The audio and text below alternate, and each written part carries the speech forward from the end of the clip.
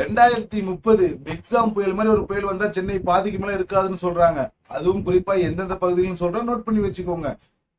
சென்னையில இருந்து எங்கேயோ 65 கிலோமீட்டர் தூரத்துல பரந்தூர்ல விமான நிலையம் வந்தா என்ன, வராட்டி என்ன, எனக்கு அதை பத்தி என்ன கவலை, நம்ம பாட்டுக்கு ஜாலியா வாழ்ந்துட்டு இருக்கோமே. சென்னை மக்களே, லோன் எல்லாம் போட்டு வீடு கட்டி வச்சிருக்கீங்களே, அந்த வீடுகள்லாம் இல்லாம வெறும் இஎம்ஐ கட்ட வேண்டிய சூழ்நிலை கூட உங்களுக்கு வரலாம். பரந்தூரை சுத்தி இருக்க கிராம மக்கள் எங்களுக்கு தமிழ்நாடே வேணாம், நாங்க அண்டை மாநில போய் அகதியா கூட வாழ்ந்துட்டோன்ற ஒரு முடிவுக்கு வந்த பிறகுமே தமிழக அரசு வாய் திறக்காம இருக்கிறதுனா காரணம் என்ன? பரந்தூர்ல விமான நிலையம் அமைவதை பத்தி உங்களுடைய கருத்துக்கள் என்னவா இருக்குங்கிறத சேவ் பரந்தூர் டாக்ல யூஸ் பண்ணி கீழே கமெண்ட்ல சொல்லுங்க. 2024 ஜூன் 7ஆம் தேதி தமிழக அரசு சார்பாக ஒரு நோட்டீஸ் வெளியிடுறாங்க. அதுல நியூ கிரீன்ஃபீல்டு ஏர்போர்ட்டுக்காக நாங்க பரந்தூர் பகுதியில 67 ஹெக்டேர் நிலத்தை அரசு கையகப்படுத்த போகுது. அதற்கு அந்த பகுதி மக்கள் யாரும் ஆட்சேபனை தெரிவிக்கதா இருந்தா நீங்க எழுத்துப்பூர்வமாக சம்பந்தப்பட்ட அதிகாரிகள் தெரிவிக்கலாம் அப்படின்றத அந்த நோட்டீஸ்ல குறிப்பிட்டு சொல்லியிருக்காங்க. அப்புறம் என்னப்பா, உங்களுக்கு ஏதாச்சும் ஆட்சேபனைகள் இருந்தா அந்த ஊர் மக்கள் நீங்க எழுத்துப்பூர்வமா ஒரு மனு எழுதி கொடுத்தீங்கன்னா இந்த ஸ்கீமை நிப்பாட்டிடுவாங்க அப்படின்னு நீங்க நினைச்சீங்கன்னா அது தப்பு.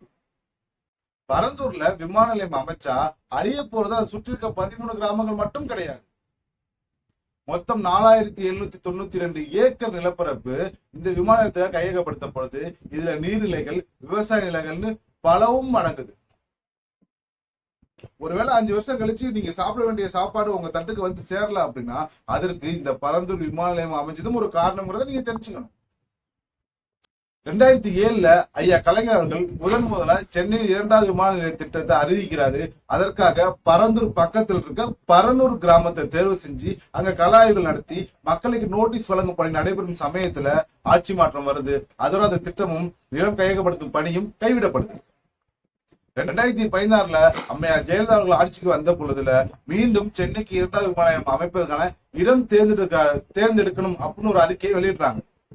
2019 எடப்பாடி பழனிசாமி அவர்களின் தலைமையின் ஆட்சியில 2வது விமான நிலையம் அமைக்கிறதுக்கு பரந்தூரை தேர்வு செஞ்சு அங்க கள ஆய்வு செய்ய அதிகாரிகள் போறாங்க. அதை தெரிஞ்சுக்கிட்ட மக்கள் அங்க எதிர்ப்பு தெரிவிச்சு போராட்டம் பண்ணி அந்த அதிகாரிகளை திருப்பி அனுப்புறாங்க. அதோட அந்த திட்டம் செயல்படுத்தாம கிடப்பில் போடப்படுது. 2021ஆம் ஆண்டு மு.க. ஸ்டாலின் அவர் தலைமையில் ஆட்சி அமைச்ச பிறகு மீண்டும் 2வது விமான நிலையம் அமைப்பதற்கு பரந்துரையை தேர்வு செஞ்சு அங்க கள ஆய்வு செய்ய அதிகாரிகள் போறாங்க. திரும்ப மக்கள் அதே மாதிரி எதிர்ப்பு தெரிவிச்சு போராட்டம் பண்ணி திருப்பி அனுப்புறாங்க.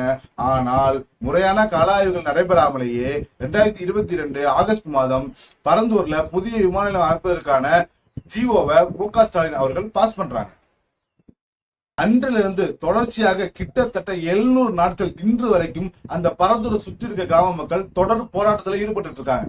அவங்களோட எதிர்ப்பை போராட்டம், உண்ணாவிரதம், முற்றுகை போராட்டம், ஒப்பாரி போராட்டம் பல வகையில தெரிவிச்சுட்டு இருக்காங்க.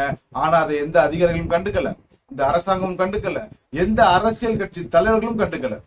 குறிப்பா நாம் தமிழர் கட்சி சீமான் அவர்களை தவிர. இப்படி தொடர்ந்து 700 நாட்கள் போராட்டம் பண்ணிட்டு இருக்கு.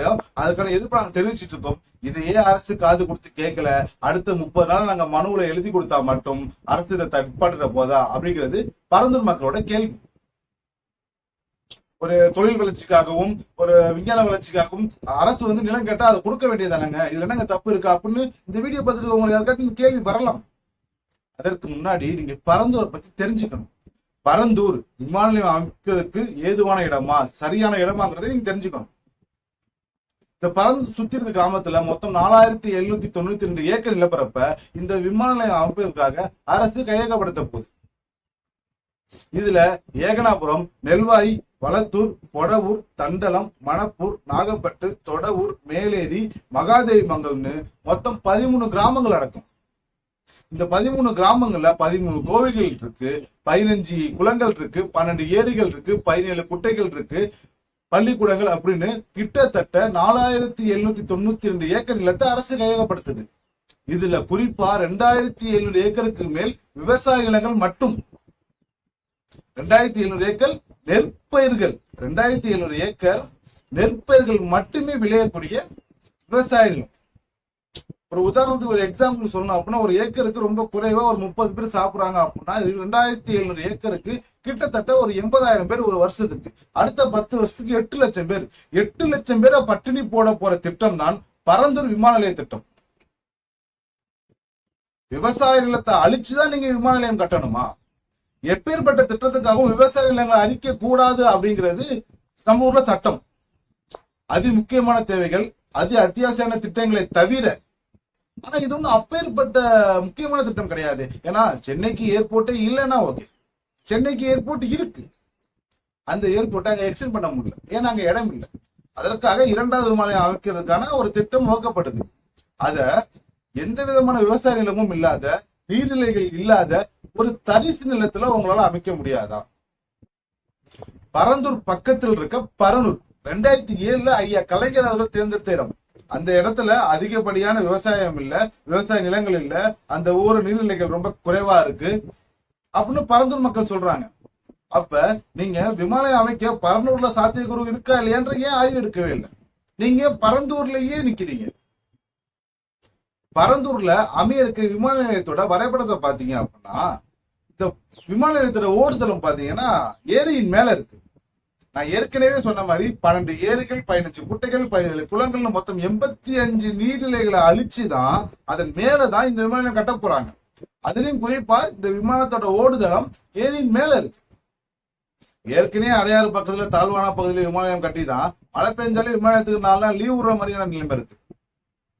நீங்க நீர்நிலைகள் மேல 13 கிராமங்களை அழிச்சு அந்த 13 கிராமங்களுக்கு நீராதாரமா இருக்க நீர்நிலைகள் எல்லாம் மூடி அது மேல விமான நிலையத்தை கட்டி ஏரி மேல ரன்வே விட்டால் மழை பெஞ்சா போக வேண்டிய வெள்ள நீர் எங்க போகும்?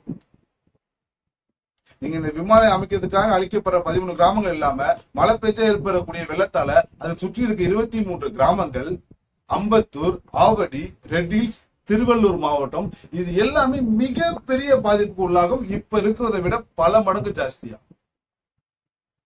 அதுவும் குறிப்பா பாலாற்றிலிருந்து வரக்கூடிய இந்த ஏரிகள் பரந்தூர் வழியாக ஒசத்தலை ஆற்றில் கலந்து கடலை போய் சேருதுன்னு சொல்றாங்க.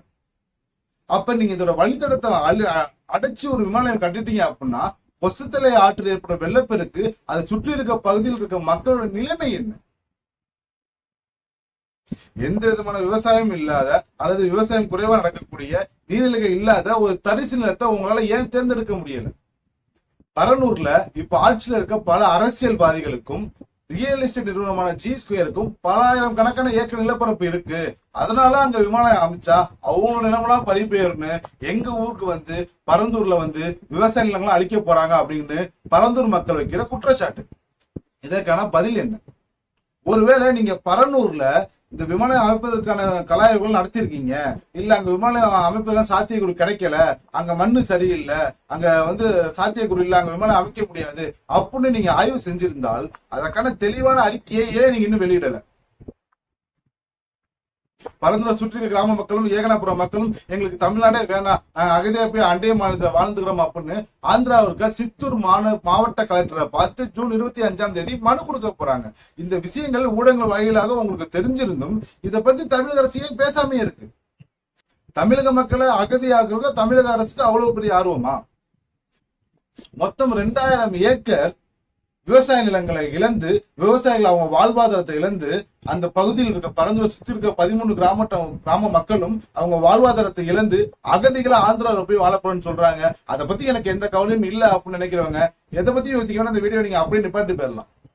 ஆனால் விவசாயிகள் வாழணும், விவசாய நிலங்கள் காப்பாற்றப்படணும், நமக்கு நம்ம தலைமுறைக்கு அடுத்த 5 வருஷமோ 50 வருஷம் கழிச்சாலும் அவங்களுக்கான உணவு எந்த விதமான தட்டுப்பாடுமே இன்று சரியா கிடைக்கும் நினைக்கிறவங்க, விவசாயிகளுக்கு ஆதரவா நினைக்கிறவங்க, விவசாயிகளை காக்கணும்னு நினைக்கிறவங்க எங்களுக்கு ஆதரவா குரல் கொடுங்க அப்படின்னு பரந்தூர் மக்கள் கோரிக்கை வைக்கிறாங்க. உடனடியா தமிழக அரசு இந்த பரந்தூர்ல விமான நிலையம் அமைக்கிறதுக்கான திட்டத்தை மறுபரிசீலனை செய்யணும். அருகில் உள்ள பரனூர்ல விமான நிலையம் அமைக்க சாத்தியக்கூறு இருக்கா இல்லைன்ற கலாய்வு ஏற்படுது. விமான நிலையம் அமைங்க, யாருமே வேணான்னு சொல்லல. ஆனால் 2007 ஏக்கர் விளைநிலங்களை அழிச்சு, மக்களோட வாழ்வாதாரத்தை அழிச்சு, விவசாயிகளோட வாழ்வாதாரத்தை அழிச்சு விமான நிலையம் அமைக்கணுமான்னு கேட்டா வேணாம். அதுக்கு பதிலா தரிசு நிலங்களை தேர்ந்தெடுச்சு அங்க இதை விட பெரிய அளவுல கூட விமான நிலையங்கள் அமைங்க. அதை யாரும் தடுக்க போறது இல்லை, எந்த மக்களும் கேள்வி கேட்க போறது கிடையாது. பரந்தூர்ல விமான நிலையம் அமையணுமா வேணாமா, அதை பத்தி உங்களோட கருத்துக்கள் என்னங்கிறத சேவ் பரந்தூர் அப்படின்ற டேக்லைனோட கீழே கமெண்ட்ல சொல்லுங்க. வீடியோ பிடிச்சிருந்தா லைக் பண்ணுங்க, உங்க ஃப்ரெண்ட்ஸுக்கும் ஷேர் பண்ணுங்க. பரந்தூர் மக்களோட நிலைமை என்னங்கிறத அவங்களும் தெரிஞ்சுக்கணும்.